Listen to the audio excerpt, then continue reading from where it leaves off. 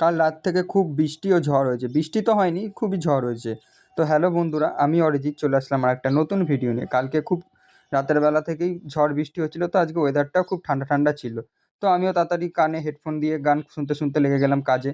তো কাজে লাগার আগে আমার প্রত্যেক দিনের অভ্যেস চা খেতে হবে, চা খেয়ে তারপর কাজে লাগলাম। কাজে আজকে অন্য দিকটা একটু আগে ধরেছিলাম, কারণ মেন রোডের দিকটা, কেননা কালকে বৃষ্টি হওয়ার ফলে রাস্তাঘাটে খুব পাতা ফাতা জমে গেছিলো। আর বুঝতে পারিনি যে আজকে খুব খাটনি হয়ে যাবে, কারণ আজকে মঙ্গলবার, বড় বিট ছিল। তো বিট কমপ্লিট করে তারপর রাস্তার মাল তুলবো, সেই হিসেবেই কাজে বেরিয়েছি।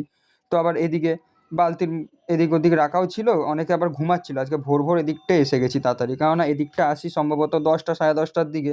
তো আজকে তাড়াতাড়ি চলে আসাতে কেউ বুঝতেও পারেনি। আর একটুখানি বিট করাতেই এত মাল, সব বাড়ি থেকে বস্তা বস্তা দিচ্ছে। আর এদিকে রাস্তার পাশেও ঝাড় দিয়ে মাল জমিয়ে রেখেছে। মানে যে হারে ঝড় দিয়েছে না, গাছের সব পাতা মনে হয় পড়ে গেছে আজকেই। আর আজকে খুব খাটনিও হয়ে গেছে, গা হাত পা প্রচণ্ড পরিমাণ ব্যথা করছিল। সোমবারেও খুব খাটনি হয়েছিল, সোমবারে অন্যদিকে একটা বিট থাকে, কেননা দুটো দিক বিট একদিকে একদিক করে ভাগ করা থাকে। সোম মঙ্গল বুধ একদিক, বৃহস্পতি শুক্র একদিক এদিকে থাকে।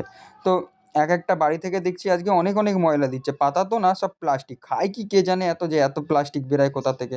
আর এই প্লাস্টিকগুলো ভাগাড়ে চলে যায়, কারণ ভাগাড়ে গিয়ে এগুলো আবার ওরা রিসাইকেলিং করে কী সব করে, সকালে রাতের বেলার দিকে বড় বড় ডাম্পার ঢোকে, ডাম্পারে করে নিয়ে যায়।